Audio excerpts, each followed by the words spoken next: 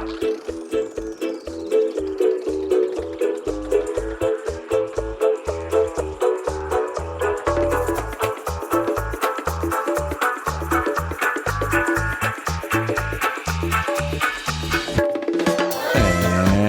we're back.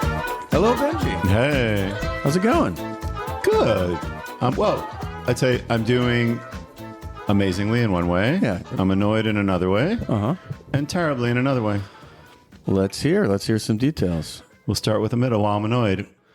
10 seconds ago, when you turned on the microphones, Right. and you got upset at me that you heard breathing noises. Yeah, it's a distracting breathing noise before we do the opening. It's not breathing noises, it's breathing. You can breathe, but try to keep it down. Okay. Okay. I'll hold my breath.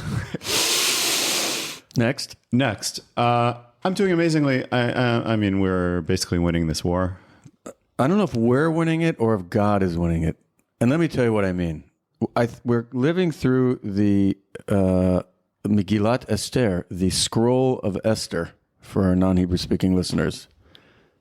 Enemies are falling, and it's happening for reasons that are hard to connect to the things that we're doing necessarily. Like Assad just fell. Yeah. There are rebels in his jacuzzi. I don't know if you saw that video. I missed that one. No. It's kind of an old jacuzzi. It's like old fitness equipment. Okay.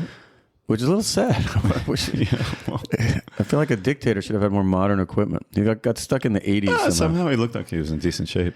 Anyway, they're in his jacuzzi. Syria is filled now with these rebels. The IDF destroyed their army, their air force, strategic weapons. So that Lebanon we were more involved with, but Nasrallah is gone. Hezbollah heavily damaged. Yeah, it's incredible. Meaning, in a few months. Now, when I said we're winning, I wasn't discounting God's part in that. Yeah, it's like a friend of mine said. It's like God said, like, okay, I've had enough of this. Hold my beer. Yeah. I didn't know God drank beer. I didn't know. Apparently he does. Yeah, so it's a great feeling in the country. We still need to get our hostages back, of course. But all around us, like our enemies are decimated. You heard why I'm annoyed, because I breathe, and you mentioned it. And I find you annoying in that one respect and several others. I'm doing terribly personally. Really? Yeah. Tell us more about that. Okay, two reasons. One reason. I basically figured out this morning that I'm the most annoying person in the world. Okay. And also potentially a terrible father. I'm surprised to hear that. Yeah, I was too. Okay. Is there anyone more annoying when you're talking to them than someone who's talking about their dog, when you're not a dog owner? That's how I view you, and certainly how other people in my family view you. And you talk about your dog a lot. I recognize that because I used to be a non-dog owner, and if someone would start talking about their dog, I'd immediately want to punch them. Right. I mean, I can remember once walking somewhere, and a woman started talking to me about her dog and the fact that he had ACL surgery on one knee. Wow. And then they were heading to the next knee, and the aqua therapy is amazing. And I thought I was like already in hell. I thought I died and gone to hell. Do dogs have knees in all their legs? I don't know if he had four. Yeah, I don't know. It's all knee surgeries, or is it two elbows? I have no idea. Okay, so that already made me annoying. You have to have an orthopedist on the show. A veterinary orthopedist. So the one thing I think is more annoying than that is when somebody... No, there's nothing more annoying than that. I'll tell you what it is. Okay. I paid for Ancestry.com. For your dog? Like $160 or something for I don't know how many months. No, for me. Okay. No, my dog's ancestry is one that goes back to royalty sure. in the Ming Dynasty. Yeah. It's a Shih Tzu. Unfortunate name for a dog. This is this children listen to the show. In Chinese, keep it clean. In Chinese, I don't think it has anything to. I think it means urine. Like I don't know. But ironically, weirdly, right? And they do both, so it works out. Sure, the dogs do. Yeah. But anyway, I paid for Ancestry.com, and I find it fascinating. Like through AI, I'm finding relatives all the way back in time. I'm finding like fifth cousins. But doesn't AI make it up? I have no idea, but it's inventing it. Who do you think you're in? I don't know. You trace your roots back to Africa? I don't know what it is. Nobody cares. And why would they care? Why would they care who my fifth generation back? Not only that, people in my own family don't care. I sat at a wedding You were there. I sat at a cousin's table, I think for the first time in my life. And I thought, here's my people. Right. I can tell them about great uncle, Isaac or something. Couldn't care less. So basically everything I talk about It's now. true. There's a certain generation back where people just stop caring, unless it's someone really famous. But like, it's just, you can't relate to it. It's so far But you back. might if you're Five generations. If you're into your ancestry research, you're by definition annoying even to your own family. Right. There's a correlation. Yeah. So I have nothing left to talk about with people. Ancestry.com. What did you find out about because you're related to my I'm wife? not doing this now to our tell us broader something. audience. Give us something. Give a tidbit. We even have a listener in Saudi Arabia. Like this You don't guy's wanna- barely holding on probably. I don't want to get into that. No, Hain. I'm not. I got it. I can't help myself. Sometimes this morning I identified the problem. And so for the next minute, I can hold myself back from talking about my dog or my great uncle. Okay. I'll tell you And once his we dog. get off. Did they have a dog? I'll look into it. That's interesting. I mean, the AI is amazing. It gives you every you could see the birth records. You see their wills. You see their marriage certificates from way back in Europe. It's like fantastic. Speaking of The perfect Hanukkah present for someone who you want to turn into someone annoying. Yeah. Now, I mentioned something else. Worst father ever. to the dog. No, I'm a great father to the dog. But I mentioned that one of the reasons I Shih feel Tzu. terrible is I recognize I might be a terrible father. Okay. In what You way? tell me. My daughter comes up with this idea that she has migraines. That might be true. Like, you should look into that. So People here's make up my, migraines. I don't know. It's an easy out, meaning I can't move. I have a migraine. Migraine. Everything's about their kids. I think They're it's, they're so why does every self-centered. teenage girl have a migraine suddenly?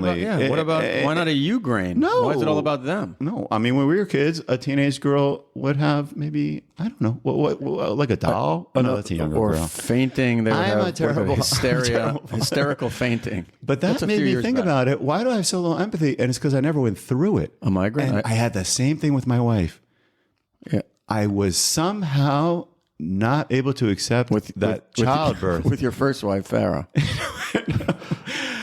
She complained that I wasn't getting how hard childbirth was. Sure. Like I had in my mind, like how bad could it be? Like maybe every mother tells their daughter, always say childbirth is hard. Like how would they know? Right. How would they ever figure it out? Right, it's hard to relate And to. so that came to the fore, I think, on child number 3. This migraine girl, when she said she's going into labor and we went to the hospital, and I took a shower, and she still talks about that. Okay. Meaning, You want to be fresh. yeah, I know. I And beat you don't her want for to a get a while, headache. and I You knew don't want to get a migraine. it would be stressful for her and the doula and whatever. Right. Yeah. Anyway, that's what's in my head. I cannot wait to do this podcast. Okay, yeah. So this podcast might be the cure to all these introspective problems that you're having. You need to relax. Well, the winning's not a problem. You mean being annoying? I'll talk about this podcast now. Feeling annoying, Yeah. hating your kids because they have headaches, Right? and being obsessed with your dog's ancestry. You need to relax a little bit. Oh, And how's this podcast going to relax me? well, because it's all about wine. Yes. It's about relaxing with a bottle of red, a bottle of white, a bottle of rosé. You probably like rosé. Yeah. That comes up, I think. We have on the podcast Alex Haruni. Not a Muslim. No, not a We get into Muslim. that. We get into that. We What's he do. doing with that Muslim name? Yeah. Yeah, Alex Haruni is the owner of Dalton Not that Winery. there's anything wrong being a Muslim. No, Yeah. certainly not. Okay, so who's Alex? Alex is the owner of Dalton Wineries, one of Israel's most terrific wineries. Delicious wine. It's a big one. one of the big wineries. It's a great name for a winery because it sounds like the Dalton School, which is it's does. exclusive. It does, Like yeah. it's not like the Beit Shemesh. We should open a winery and call it like Fieldston Winery. yeah, or compete something. with them a little bit for the kids. It'll be more. We'll be a little, For the little preppier. alcoholics, Even right, though right. it's hard to beat Alex for coolness, suaveness. So cool. Yeah. And he knows so much. We get into the business. The business is fascinating.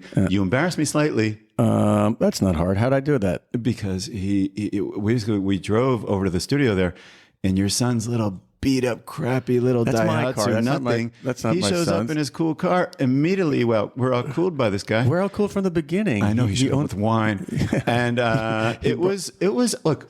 We knew very little about wine, so if you know about wine, this might be chazara for you. Mr. Hop. some of it, but there's also stuff that we talk about how the war impacted the wineries up in the north, and so let's get into the episode Absolutely. with Alex Haruni. Yeah. L'chaim. L'chaim, and thank you to Alex for doing this. Thanks a lot. Benji, what are you doing for this Pesach? What are you doing for Passover? Probably eating matzah. A lot of matzah. Any matzah balls? Yep. Well, then you're in luck. There's a fantastic Pesach program in Israel by Keter Travel, owned and operated by Mike Smigel. You might know Mike. Sure. And it's at the Gome Hotel in Migdal, which is just north of Tveria, in Israel's beautiful and reopened north, where you just went on a tour with your son last week. It's beautiful up there. And it's going to be even more beautiful in the spring. Yep. It's going to be a fantastic Pesach program with scholars, with entertainment. There's a full board on Shabbat and Chag, half board on Chol HaMoed, direct access to the Kinneret. If you're Jesus, you can walk on the Kinneret. Why not? Does Jesus get a discount, Mike? Mike Smigel, write us in if Jesus gets a discount. It would be great to hook him up with you. There's a daily lounge. I think that might be... He could be the magician. He could be the entertainment. what the Americans call a tea room. And there's programs for kids, early meals for kids. It has everything. And it is no kitniot with gebrachs. No kitniot with... That's what you want. Yeah, that means that old matzo balls, old Harold from Miami, is invited. He might be in the jacuzzi. That's a callback to another one. A callback to a previous episode. But anyway, Keter Travel at the Gome Hotel in Migdal. Contact Mike Smigel and order your rooms soon because it's filling up. So it's mikesmigel@gmail.com, MIKESMIGEL@gmail.com. It's going to be great. It's going to be awesome.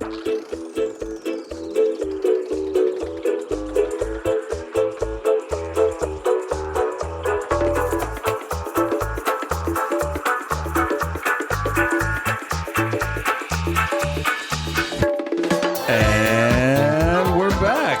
Hey, Benji. Hi, Avi. How's it going? I'm doing wonderfully. We're sitting here with some wine. We're sitting here with some wine and with a vintner. Winemaker. What's the difference? There's no difference. It's just easier to say. Well, I like the fact that you already corrected him, even for no reason. Okay, but we are sitting here with Alex Haruni. Alex, welcome. Thank you very much. Welcome. Nice to be here. Thank you very much for being here. And thank you for the wine. We're gonna. pleasure. This is gonna be very free flowing. I'm already having trouble already pronouncing things. I mean, I left the house this evening expecting to be on a podcast. I was halfway down the road and I thought to myself, shit, bring a bottle of wine. I'd completely idea. forgotten. Did a U-turn, grabbed a couple of bottles and came back. We are happy that you did. So, Alex Haruni, owner of Dalton Wineries. Yeah. Please tell us about yourself. Where are you from originally? Originally from London. I grew up in London, went to school in London, went to university in the north of England, joined my family business. My dad had a business in Gems. Gems, not the Israeli restaurant. Gems like Not the Israeli diamonds? Gems as in precious stones. precious stones. And Try to follow Benji. I joined the business in the late 80s, early 90s, and came 1991 and the Gulf War, and the business came to a screeching halt for a period. The gem business did. Yeah, because it was all in the Gulf and many of the customers were Gulf customers. And I thought, okay, it's a good opportunity for me to pick up sticks and move to Israel. Okay. I came initially for 3 months to learn to do Ulpan. I did Ulpan in Netanya, and then I did Ulpan in Tel Aviv. And I was going to learn Hebrew and then come back. And I didn't. I liked it here, and so I stayed. So this is the Gulf War is 1991. Right. How old were you then? You were I was 24. And did you know what you wanted to do? No, I didn't know what I wanted to do. There was a possibility, and that's how I started. I joined business with my dad. We opened an office in Tel Aviv, in Ramat Gan, in the Diamond Exchange, and we opened a branch office. I didn't really enjoy myself that much. My father was he's still alive, a very dominant figure in the gem business, and I was always under his shadow. And I think he sort of realized that, and he said, I came in 91, they came in 93. It was always my dad's plan that after me and my brothers had left school, that he would return to Israel. He grew up in Israel. Okay. Where did he grow up? In Herzliya. But throughout his time in England, he was always raising money for the UJA. And whenever they brought, I think you call them missions, to Israel, he would always take them up to the Galil. Always a big believer in the Galil. And so fast forward to 1993, 94. I'm not happy in the business. He sees that. He says, come on, let's do something. I want to build a business in the Galil. It's not enough for me to just bring people and donate money. Let's put our money where our mouth is.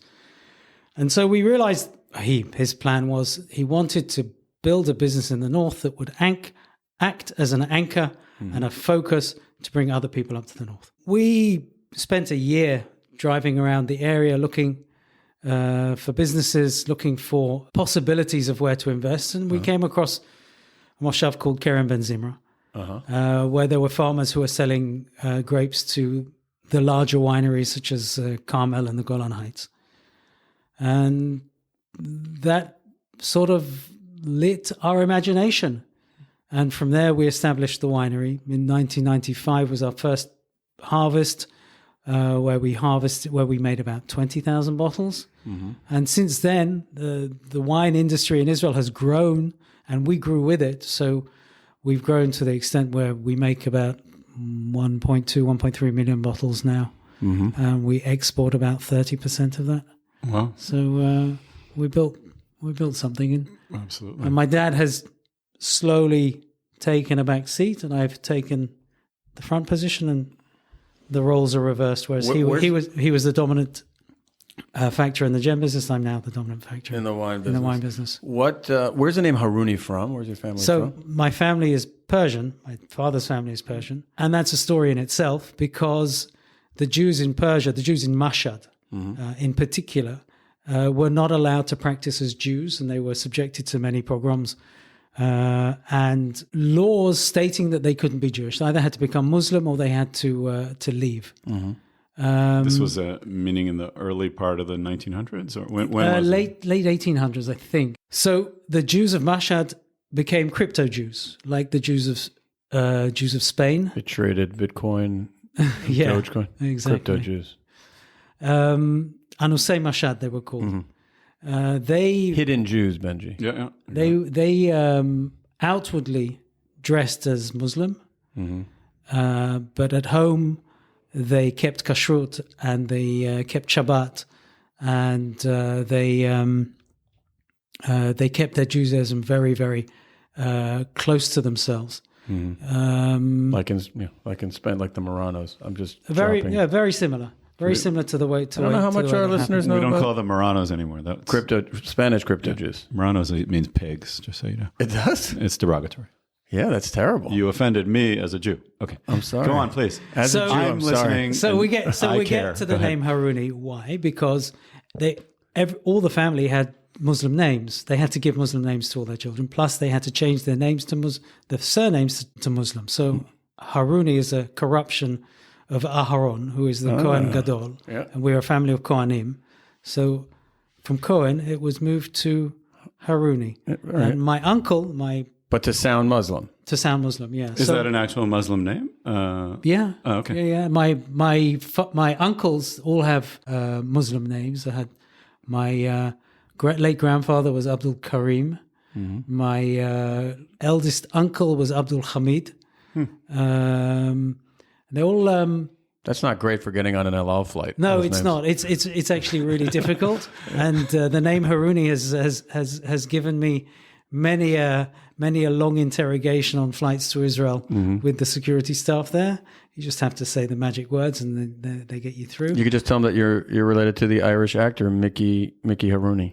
Right. Also, we have to redo our intro, meaning it's all about us finally getting our first Muslim on the podcast. So, we're gonna redo it. The audience will not know. First Shiite Muslim. When did they leave? When did they leave? My dad was born in India in 1939, and they were already there. So they fled. My life's interesting too. I was born on the west side of Manhattan. He's from New Jersey. They fled Mashhad, must have been about a few years earlier. My grandfather left my grandmother to go and make a living in Bombay. And he started in the carpet business there. And when he was established, he called her to come. She took all her family. They had 5 kids at the time. 5. No, there were 4 at the time because my father and my aunt weren't born yet. So she took a truck through Afghanistan because Mashhad's on the Russian-Afghanistan border. If you say so. We'll take your word for it. We can open a map. I'll show you. Yeah. By the way, it's really interesting. Mashhad comes from the name Shahid. So Mashhad had all the yeshivas for all the ayatollahs. Right. That's where they all went to school. Oh, okay. Anyway, so Persian. Got it. Back to wine. Back to wine. You've never met 2 people who know less about the topic than we do. Well, you like to drink it. Yes. Yes, that's true. It's a good start. But let me give you a little background about me. Why not? Like I like wine a lot, but I don't think I've ever bought the same bottle twice.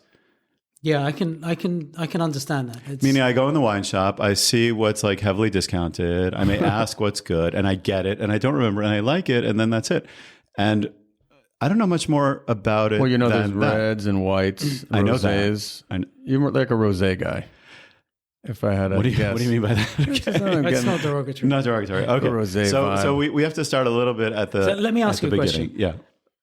When you read a book that you like, you remember the author, Yes. and then you'll go back and buy another book by the same author. Yes. I see your point. Try it with wine. I will. If you found a house that you like, find a winery that you like, try and go back to the stuff that they make that's not the wine that you last had. I mean, I often compare the buying of wine with the buying of books, because you walk into a shop with a vast array of very different things and you're not sure what you want. So I always suggest to ask somebody who's working in the shop, both for books and for wine, ask them, tell them what you like, and they'll point you in a certain direction. Okay. And then if you find a wine that you like, remember the winery. It doesn't have to be the same wine, but just go back. Like after I've read a book that I like, I'll try and look for another book by the same author. Yeah. You've kind of changed my life right now. Yes. But I guess if I were to approach books like I do wines, it would be the most expensive book is probably the best wine. Now, is price actually in wines a determinant usually of the quality of the wine? So in general, I would say what you pay for is what you get. The more you pay, the better the wine should be, and generally is. And I think it plateaus at about $100 to $200. Okay. After that, it is about scarcity, and it's about snob factor, and it's about many other things come into play. So what are the differentials between that $100, $200 bottle of wine and the $20, $40 bottle? So we'll start in the vineyard. The $20 bottle of wine or the $10 bottle of wine will come from a vineyard where the yields are very high. So we work in Dunam in Israel. A dunam is 1/10 of a hectare. It's 1,000 square meters. On a cheaper wine, generally speaking, the yields coming from the vineyards that you're picking are going to be much bigger. Yields meaning the amount of grapes. The amount of grapes per dunam that are coming out. So if we want to make a cheap wine, then we want a greater yield from the vineyard. So say 2 tons a dunam, 2.5 tons a dunam. That'll make the grapes very cheap. It means we can price them better. But because the yield is better, the quality is worse, because the vine has to spread its goodness, so to say, into much more fruit. Now, as we go higher up on the value chain, first of all, we're taking from vineyards where the yields are much lower. So the vines are giving all they have to fewer fruit and making better quality fruit, I see. generally speaking. This has nothing to do with the spacing of the vines. This has to do with how many grapes per vine? Ultimately, how many grapes per vine, yeah. I see.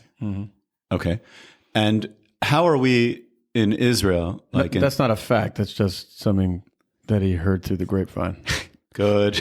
I just want to thank you also, because not only did you bring us a bottle of wine that we're enjoying here, or even more than one.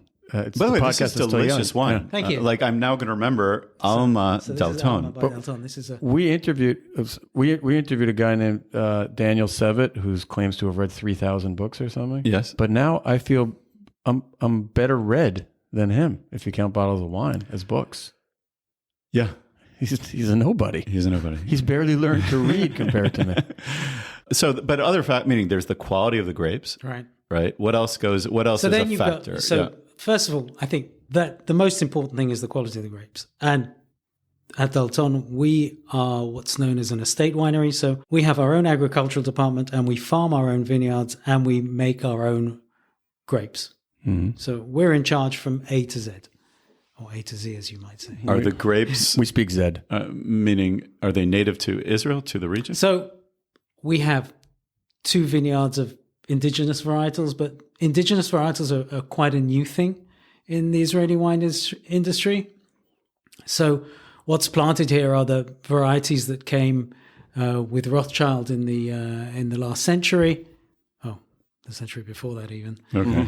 And the varieties that they brought from France, plus new varieties that are being experimented with and being brought over from South Africa and from the United States that we feel are suitable to the Israeli climate. Okay. How do we rank relative to other countries? And meaning, I happened to be in the Golan the other day.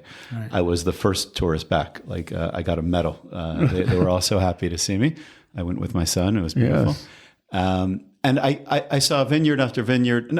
Well, actually, winery after winery after winery up there. It was great. It was fascinating. So there's been this explosion here, mostly of smaller wineries. Yeah. Where do you rank in Israel in terms of? I think we're probably top 10-ish, Okay. 11, 12, somewhere around there In terms of volume? in terms of volume. Look, if you want some perspective, there are about 250, 350 wineries. I used to know mostly everybody in the industry. Now I've completely lost track and I don't. I think 80% of the wines in Israel are made by 10% of the wineries. Oh, wow. Okay. Something like that. And how does our wine compare to the rest of the world in terms of competitions or general prestige? Like, I think we compare very well. I think our wines stand shoulder to shoulder with wines that are being made around the world. I think some people have a problem with the cost of Israeli wines. They tend to be quite high. A lot of Israelis, they travel to Europe and they go and I saw this wine and it's brilliant wine for €2 in the supermarket. Yeah. it's plunk. It's cheap, probably huge yields, very cheaply made. And whether the winery is making money on it or not is also a question for discussion. Plus, you have to remember that the wine industry in Europe is heavily subsidized by the European Union and by the governments of the countries that produce it. So the wineries there have a lot of help. So I always say that if you want to take a value proposition, you should take the value proposition of California rather than of Europe, where in California they have to pay for water and they have to pay for the properties and they have to pay rent and they have to pay for labor and they have to pay everything. And if you take the Californian value proposition and the Israeli value proposition, you'll see there's not much difference to it. And I think we've got a lot to be proud of. Yeah. I agree with that. Yeah. Starting with what we're drinking here. But Israeli wines are great. I mean, there's no... Israeli wines are But really you also have God on your side because... Well, God's been on our side this year. I mean, I have to say, how we got through us as a business and most of the Israeli industry, most of the Israeli wine industry, in my eyes, is one of these open miracles. Tell us about that. What was the war like for you? Was Because just geographically, if we can, and correct me if I'm wrong, but Dalton is a little bit north, between Meron and Tzfat, something like that. so it's north of Tzfat. It is probably a little perpendicular to Meron. So that got a lot of missiles, a lot of. We're doing kilometers drones. or miles. We don't understand either. 6 kilometers from the border. Very close. I mean, we can see Maron al Ras, which is the. It turns out a village that was actually a base, a Hezbollah base, and strangely enough, throughout the war, the BBC would come and They're no dummies. Hang out at the winery. Well, they were coming because they wanted to take these photos and were on our ass. Little did we know what really was there. It's quite astonishing. Right. Well, that's where the mothership is, but the vineyards are throughout. The vineyards the are throughout the Galil. Yeah, we've got Okay. vineyards running from Martavor all the way up to the eastern and western Galil, Okay. and where we are, and a few in the Golan Heights too. Okay. So you're right in the thick of things. Oh yeah, we were. Never a day went by when something didn't go bang over the last year. And business stayed open the whole time, meaning We stayed open. You were actually cultivating the vineyards. We were working. Yeah. We had to close our visitor center, which we opened for the first time in over a year on Sunday. Congratulations. So we're still. Thing is, we closed the visitor center. We had to, unfortunately, let the staff go. So we're a little short-staffed at the moment, but people wanting to come up can come up. Not expect very much, but we're happy to say hello and pour a bottle of wine and offer a plate of cheese. So that was affected. We got a lot of online sales. They picked up. Telephone sales picked up. We kept working. I mean, it's something that I learned from Corona. Corona, the whole world went into this hiatus for 2 or 3 months, and people were put on unpaid leave and stuff like that. And then we get back and we face one of the biggest booms for wines and spirits that we'd ever seen, and we didn't have anything in bottle because we actually hadn't worked for the previous 3 months, and nothing was getting done.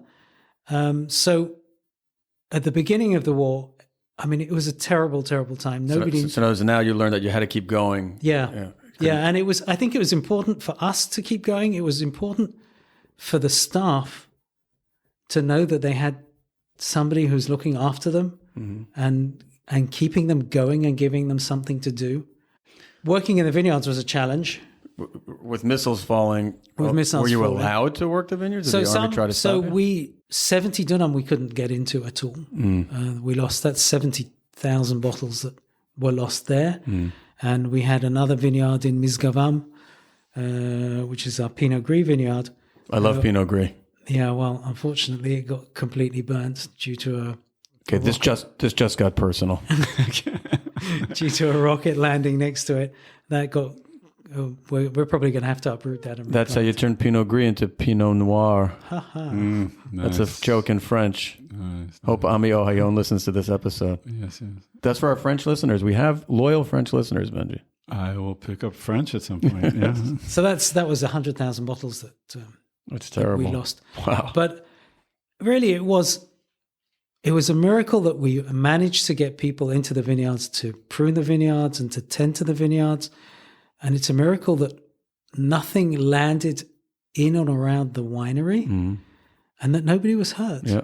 Somebody was looking down on us. There is no other explanation. And I'm not a particularly religious person. I have no explanation for what happened to us this past year. And so With all the terrible things that happened, I understand that. But in our little corner, we were in survival mode. We couldn't think about anything. My winemaker would just sit on his own. And Sunday was the first time I went up. We sat down with 30, 40 wines. We were able to go over them, to discuss them, to enjoy them, to appreciate what we'd done, what we managed to do over the harvest, to start giving shape to next year's portfolio. We hadn't been able to do that in More than a year. 14, Yep. 15 All right, months. good things And are. finally, we could sit down with a bit of peace and quiet. It was really amazing. So a winemaker, I've always had this question about wines. Is you have it in whiskeys too, that there are single barrel and blends. Yeah. To me, to my palate, to the extent I have one, blended wines taste better to me than, or more consistently taste better to me than a wine that's one grape, which I might like more, I might like less, but the blends are always good. So the wine we're drinking at the moment, the Alma Deep Red, is a blend. Let me just, I'll let the some sound effects here. That's how it sounds. Let me do the sound effects too, please. Would you like some sound effects? Yeah. Benji, have a sound effect.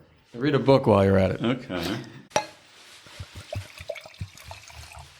It sounds delicious. It sounds delicious. And let's do we can do a l'chaim as well. L'chaim Which will give you another little sound bite. It's a piece. It's a piece. Really is good. Delicious. So this wine is a blend. Blending allows you to do much more creative things than if you're just working with a single grape. Mm-hmm. There are people who will have you believe that single varietals are the best. I don't necessarily agree with them. Mm-hmm. And that's why we came out with this Alma blend, because we believe that 2 and 2 makes 5 when it comes to blending wines. I agree with that. And also, that's what my math looks like when I've had a bottle. All right, let me ask you some questions that I could probably get the answers from Wikipedia, but I don't trust Wikipedia anymore. Wikipedia is very anti-Semitic. Yeah. Okay, now my dumb questions. Sure. When is the harvest season in Israel? We begin more or less June, July, and it runs through till Sukkot. Okay. You get the grapes, you bring them back to Dalton, and then what happens? Then we process them. What does that mean? So when they come and they're hand-picked, it means that people are going through the vineyards with a pair of secateurs, a pair of scissors, in effect, and cutting the bunches off.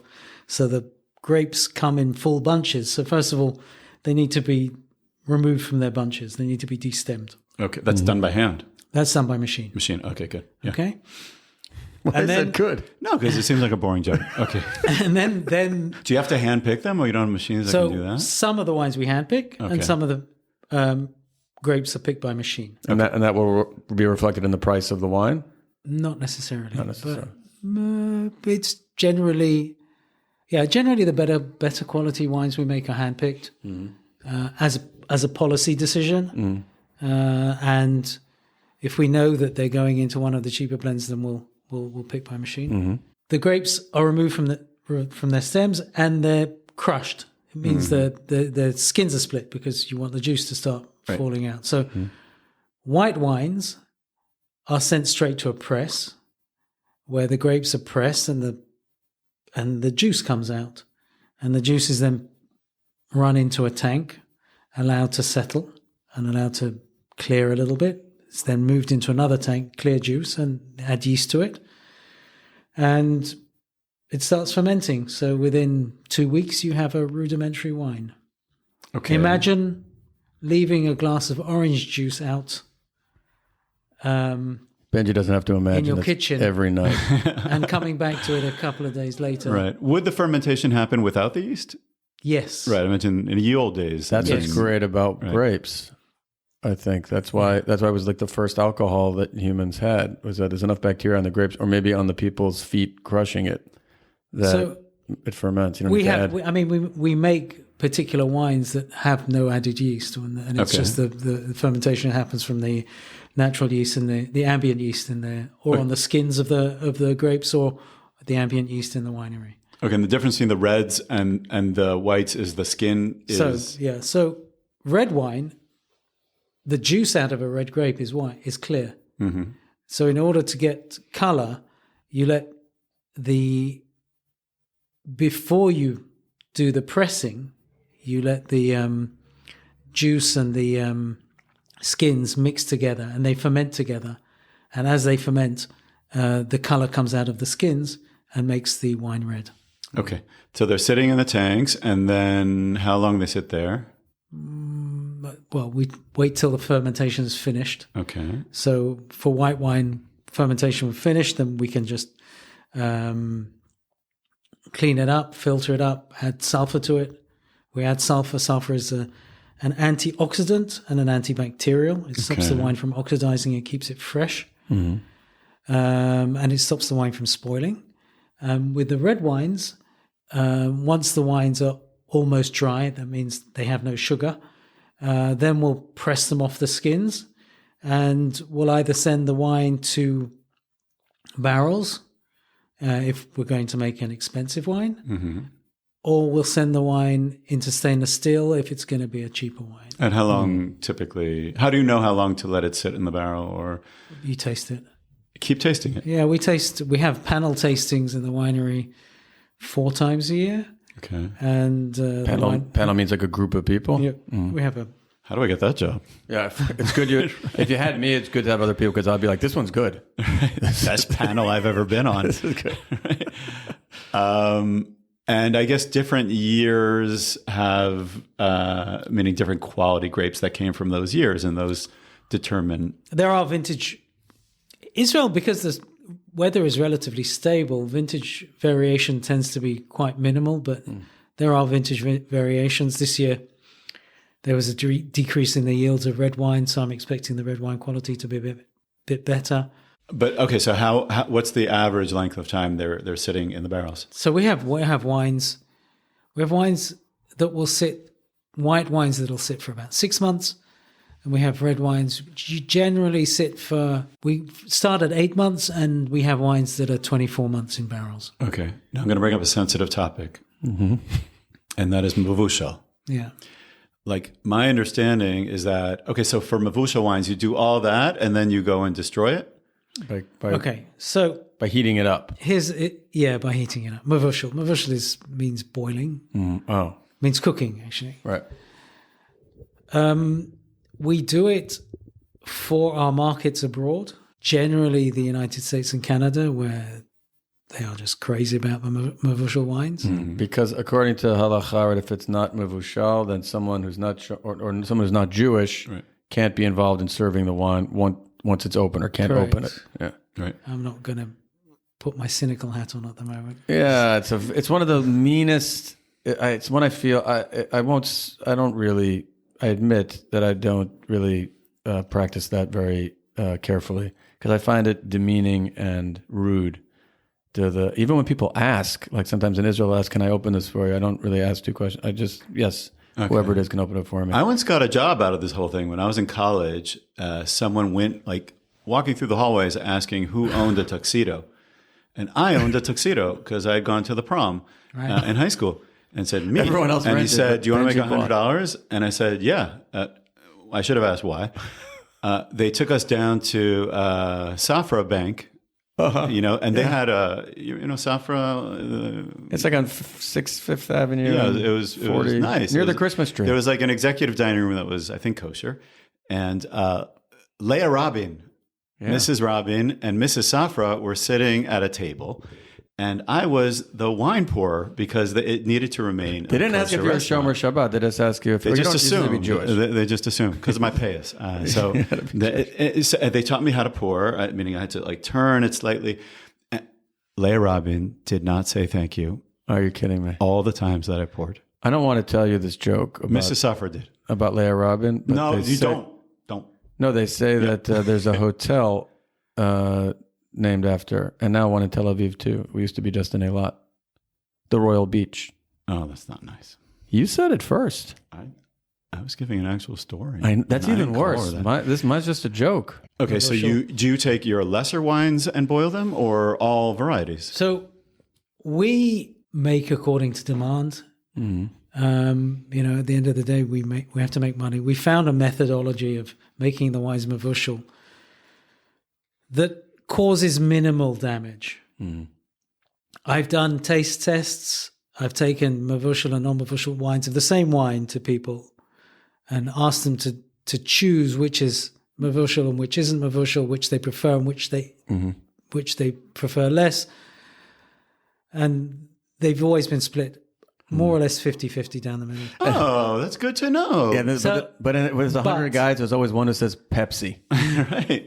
No, that is good to know because you always assume our hamburgers are terrible. McDonald's is great. Right. And then you decide not to be religious for a day, and the hamburger's not so good over there. Right. But I'll add the caveat. Yeah. I'll add the caveat about mavushal wines. They tend not to last as long. Really, I would think they would last non-mavushal wine because you've already started the process of cooking it. I would think that you would knock out any bacteria that might be. Yeah, but the process of pasteurizing it has already started speeding the development of the wine. And some wines that we want to introduce early into the market will make them mavushal on purpose just to make them a little bit more approachable earlier.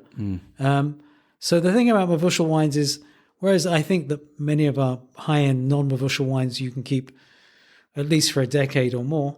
I wouldn't stretch it longer than a decade with the Mevusel stuff. What's the oldest wine you ever drank? The oldest wine I ever drank. Yeah, like what year? Ever? Yeah, ever.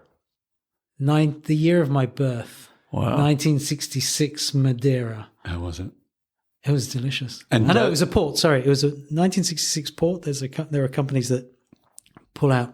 They have barrels still from many years ago. And I did know. When we were in Madeira, I drank something from the 1800s. Wow.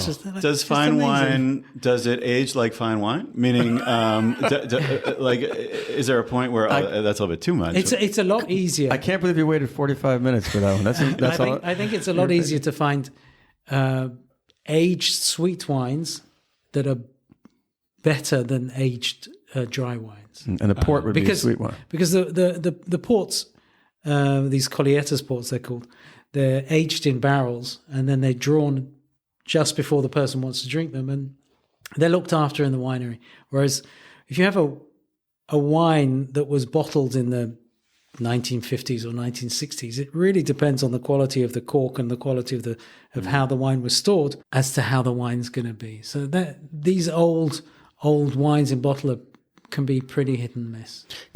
How can a business question? How can a winery lose money? A winery of a certain size. You spend more than you earn.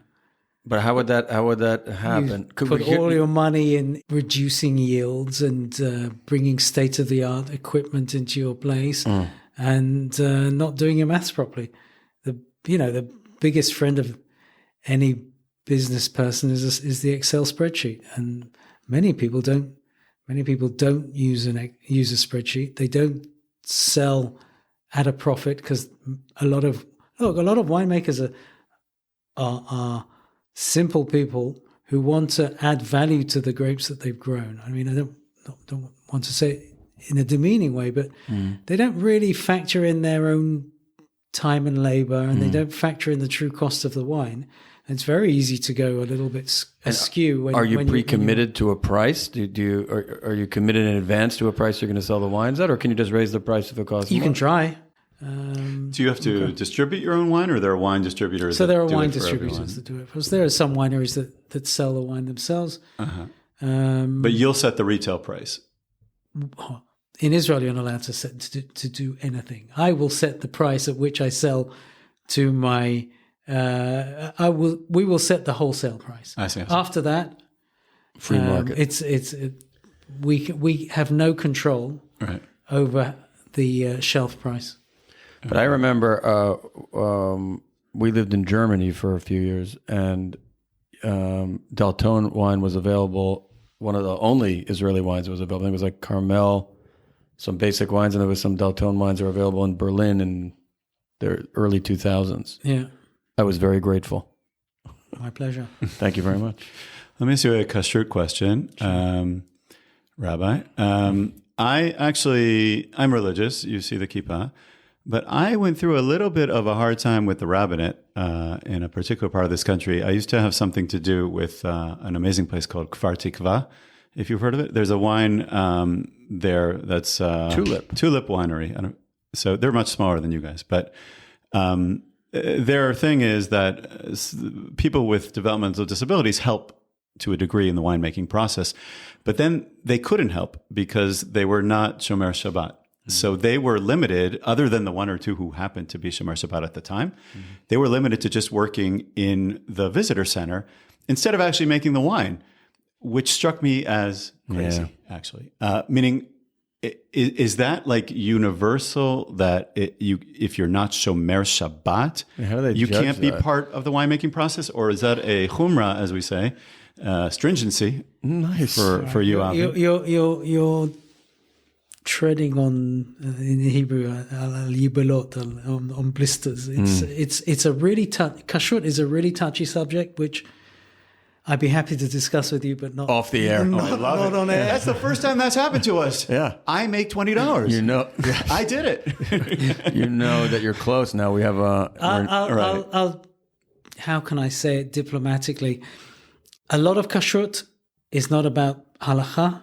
It's about the appearance of proprietary. Mm-hmm. A lot of kashrut is whimsical in terms of the whim of the supervising rabbi or the mashgiach at the time. Yeah. How else am I going to say it?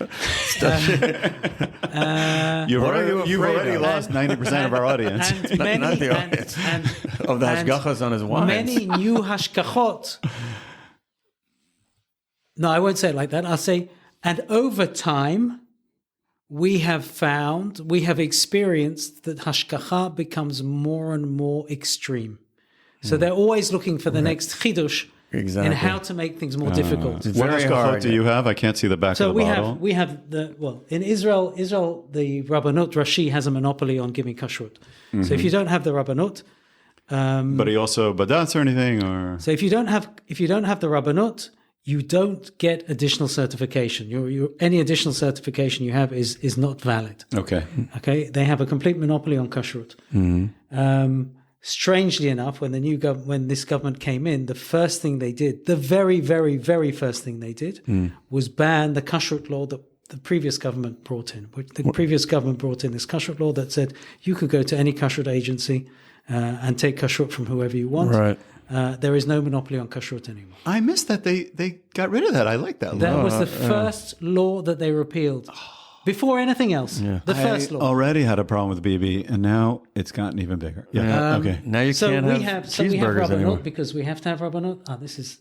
Then we have this is Shemitah wine, so it only has Rabbanut because it's not Mechira. Then we have the OU, and the OU gives you credibility in markets abroad. Sure. And then we have a Hechsher from Bnei Brak. Rav Landa. No, we have Rav Mahmoud, who's a Sephardi rabbi. We're a Persian family, and Rav Ezori is also Moroccan, so they brought in this Sephardi Hechsher who we've been working with since the very, very beginning. He's extra. Like I've seen his name. Yeah, so these are all add-ons. That's a good one. These are all add-ons because nobody anywhere that cares about kashrut relies solely on the Rabbanut for the kashrut. Right. So you start with a Rabbanut because you have to have it. But in order to get kashrut, what I would call kashrut credibility, you have to have add-ons. How much is kashrut generally adding to the price of the wine?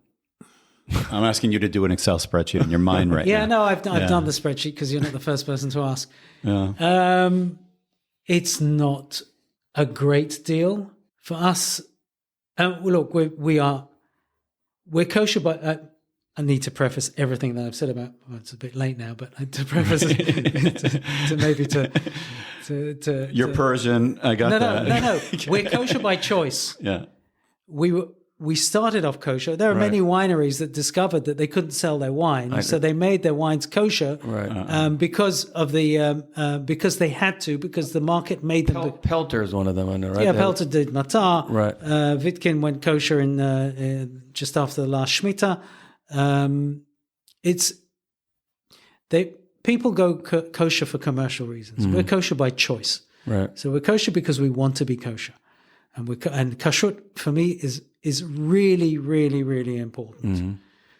But when you see some of the stuff that we get asked to do or told to do, or this chidush here, or this thing there, or this thing there, it makes you wonder. Yeah. We have rabbis who I have the utmost respect for, who will look at the problem through the eyes of the Shulchan Aruch and give me a solution according to the Shulchan Aruch. And then we have others who will just give me a hard time, whatever we want to do. There's a whimsical aspect to it. And generally, it's inversely relative to their importance on my label. Okay? Got it. Okay. Now, Well, you've had the most important hashgacha, which is hashgacha pratit, that nobody true. got hurt. Nobody got hurt. No missiles fell. That's true. Yeah. They fell, but they fell. I know. They missed. They missed. Got it. Okay, I have another question. Sorry for all the questions, but Like, It's a podcast. I mean, it's an I interview. know, but I'm You're allowed- fascinated by this stuff. Yeah. No, you're allowed to ask questions. That's How do you awesome. ensure? Look, it's in the distributor's interest to get you into every hotel and into every wine store, but they could do that for anyone. Like, or I guess if you're a big seller, they'll do it for you. But how do you make those inroads, those extra inroads, if you're not the one distributing the wine? Like, how much does marketing help? How much? I see you have that. Marketing's You have that pretty label there. Does that make a really difference? important. Yeah. Labels are really important. We go back to the bookshop analogy. I know. I'm just looking. I literally am judging every book by its cover when it comes to wine. Yeah. When you're trying to get the wine out to the people, right? How important is word of mouth about this particular wine among aficionados? How important is the Incredibly marketing? important. Like, where are Incredibly you putting your efforts? Okay. We're putting our efforts recently much more into social media, being out in the market. Also, I work together with my wife, Billy.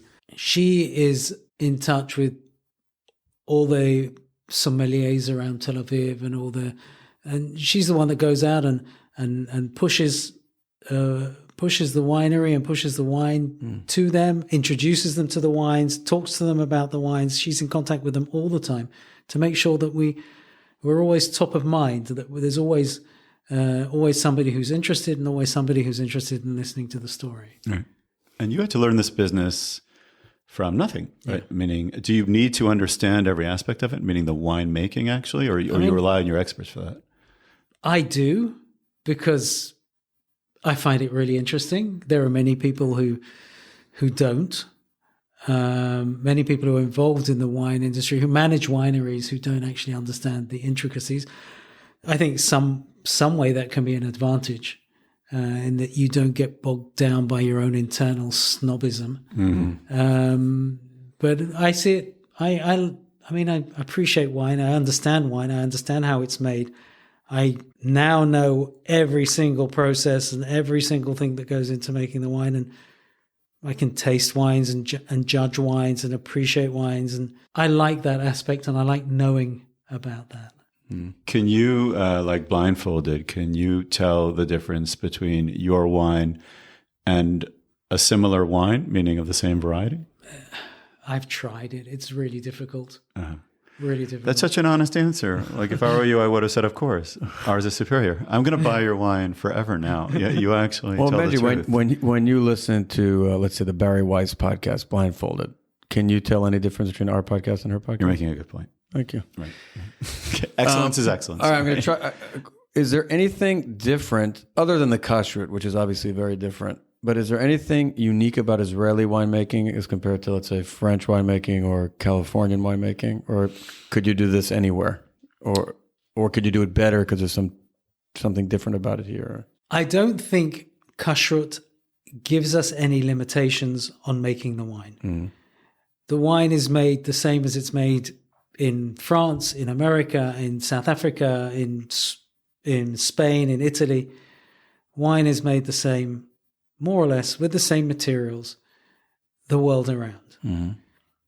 What we're offering in Israel is a snapshot of one day in one place in Israel. And that's what you're getting in the bottle. You're getting a piece of sunshine, of land, of whatever we've done for the year, basically distilled into a bottle. That's great. Yeah. You should use that for your marketing. And this is I really like special that. year. Yeah. I think it probably helps you in the overseas market that you're from Israel. Like, there are people who buy Israeli wine because it's Or don't if buy. you're Jewish. Well, do non-Jewish people buy Israeli wine? Do they even have that opportunity? They have the opportunity. We're available in stores that are in non-Jewish neighborhoods as well, Jewish and not mixed neighborhoods. I have never felt that Israeli wines have the allure that wines from other so-called non-winemaking regions have. People are much more interested in wines from Lebanon, wines from Greece, wines from Uruguay, anywhere but Israel. I mean, Israel. The first thing that somebody, if you're a non-Jewish, if you're a non-Jewish wine drinker, and somebody offers you let's turn it on its head. If you're a non-Jewish wine drinker and somebody offers you a wine from Greece, what do you think of? What's the first thing that jumps to your mind? The Acropolis. Sunshine, sea, blue skies, positive. Yeah. Somebody comes to you offering, you're not Jewish. Somebody comes to you offering a bottle of wine from Israel. What's the first thing that springs to mind? Well, you said it before. The wine settles. Genocide. Settlement. I wanted to make a joke before when he said that the juice settles. That's what Jews do. They settle. Yeah. I see what you mean. I get what you're saying. Shrapnel. So we have a lot But of... Lebanon should have the same reputation. Oh, but they don't. We have a lot of baggage. We're perceived as oppressors. Wines from Israel and Israel in general, but wines, I think in particular, have this baggage with them that we can't seem to shake. And it doesn't help that Jews travel with so much baggage. Also, it's a much more difficult sell. What about the Christian market in America? Though, do they drink? Well, you see, there is an evangelist market in Germany. We sell quite strongly in the evangelistic market, but many of them don't drink. Right. So it's this double-edged sword. They're too calm and happy. You should know, though, you're lucky that I think the American market has grown up. Like when I was a kid, we were so unsophisticated. Now, I come from a particularly unsophisticated family going back many generations. I have cousins who are still unsophisticated. Hey, watch it. But we drank like Manischewitz wine, something called heavy Malaga, a lot. Like that was a thing. The first time that I tasted Concord grapes. Yeah, well, Concord grapes are interesting. Yeah, they're native to America. Those things, but we and everyone that I knew. The first time we tasted like decent wine, we thought there was something wrong with it. Like that's where some of modern Orthodox American Jewry, and I still think like some of it maybe, and Haredi Jewry in America is coming from, but that market has matured tremendously. So it's really interesting you should say that, because when I started in the business 30 years ago and I started selling in the United States, you would walk into a wine store and even in the frummest of neighborhoods, all the wine stores carried kosher and non-kosher wines. Really? Because in order to make a living, they would have to sell across the board to Jews and non-Jews. Okay. Plus, I don't think at the time they could have filled their shelves with only kosher products. But you go now to Brooklyn or you go now to Lakewood, and you have these mega stores. Yep. With only kosher wines from all over the world. Now it's the opposite. They won't have anything that even sounds not kosher. I went to a liquor store, didn't have only wines, in the Five Towns in Cedarhurst. And there's a rye that I like called Whistle Pig. Not only I like it, a lot of people like it. Mm-hmm. And he says, no, we don't carry that. I said, why not? He says it has pig in it on the label. No one will buy it. Right. Another thing you said before, this is what my uncle told me. I wanted to share this. He told me this a long time ago, that bourbon, even though it doesn't have a hashgacha, Jews drink bourbon. Jews drink whiskey as well. Yeah. Scotch. But and it's in America, we drink bourbon. And he said the reason why is that every bottle of bourbon has an OU. Nice. Alex got that a full second before you did. It's like genetic, the way you are. I'm not genetically related to that uncle, but I'll take it. Maybe you're adopted. I kind of was adopted. Okay. Right. But do you see that an increase in the sophistication of their palates, let's say, when it comes to wine? Yeah. I mean, when I started working in Israel, I remember people would come up to us and say, have you got any sweet wine? Have you got yain patishim? Have you got have you got this or have you got that? And then as the time went on, they said, have you got red wine or have you got white wine? And then as time went on, they started referring to the varietals. Have you got Cabernet Sauvignon? Have you got Merlot? Have you got Shiraz? And you see it. In the 90s, Israelis were very closeted in as much. They didn't travel much. They weren't exposed much to media from abroad. I think the tipping point was when cable television came into Israel, and they were exposed to a greater variety of content from around the world. And then travel became a lot cheaper. So a lot of people could travel who didn't have the opportunity to. And when you travel, you drink wine. Right. I mean, I still find it shocking in Israel that you go to restaurants in Israel and half their wine list is imported. Yeah. And I think it's a disgrace. Yeah. Because you would never ever find that in Italy or in France. You would go to a restaurant in Italy, the winery, Primarily would be the list Italian would be wine. 90%. That's true. That's really Italian. And there's so many good wines here. I only buy That upsets me. and I'm here- going to make and a here scene it- next here time. it doesn't I'm in a happen. restaurant. Yeah. We have like an inferiority complex when it comes to the finer things. Somewhat, like yes, as if we're not as good, maybe. We like to wine. Yes, good. I was holding that one for almost an hour. Now, last little topic here. You mentioned your father, your super domineering father. Your words, No, I your didn't say words, not super. mine. No, Oh, I sorry, didn't just say domineering. super. Just domineering. I didn't right? say Not- that. He said- I didn't say super dominant. said I he said was- he was very dominant in in his the field. gem Oh, industry. dominant. I said domineering. Benji, are you God. projecting? No, I've been drinking. My father was super domineering. But how many family members are in the business, even peripherally, of your family? It's Said you work with your wife. I work with my wife. Billy, I remember the name. Yeah. My dad gave each brother a different business. You like the Rothschilds, yeah. So I manage the winery alone. Okay. How many brothers, how many children are you in the With family? 3, and I'm the eldest. What are they, may I ask what the other two are? I'll tell you if you chose wisely. Like what?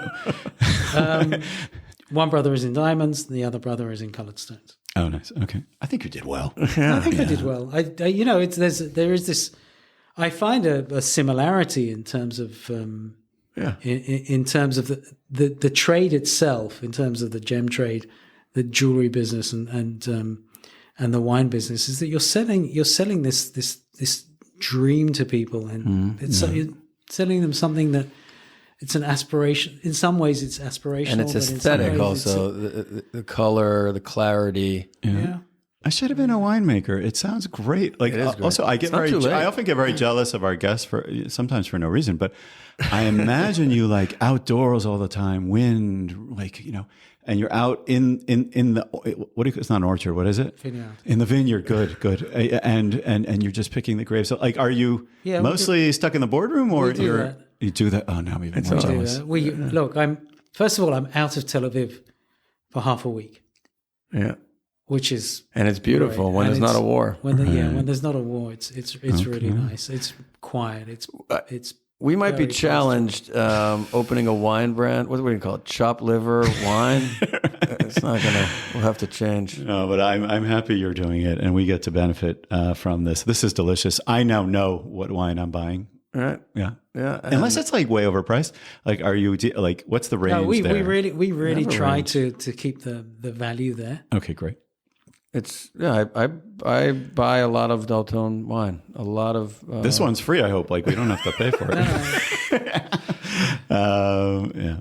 Alex, I want to thank you. Thank you My very pleasure. much. This Thank you. was- Thank Real you for pleasure to meet inviting you. me. We really wanted to talk to someone with a winery, from a winery in the north, to bring their perspective on something, an industry that's so old in Israel, that's so important to Israel, and that has been so affected by the war.